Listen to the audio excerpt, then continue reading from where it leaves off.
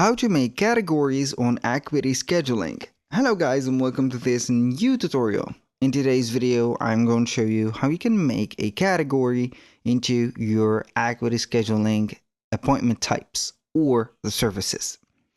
So the process is going to be very easy and simple. We can go ahead and head over Acuity Scheduling, and from there you're going to find a face up of this dashboard. Basically, and as you know, Acuity Scheduling is going to be having a relationship directly from Squarespace. So you can go ahead and head over here and click on Scheduling.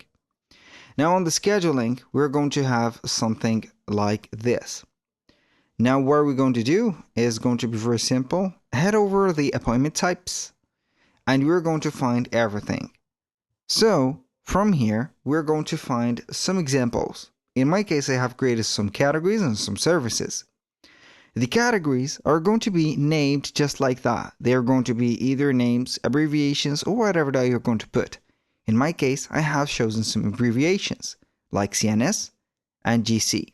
CNS is going to be for consultation, GC is going to be for general consultation.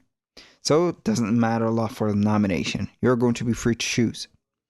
Now, you can go ahead and click on the new type of service, or you can go ahead and edit one of the type of services that we have.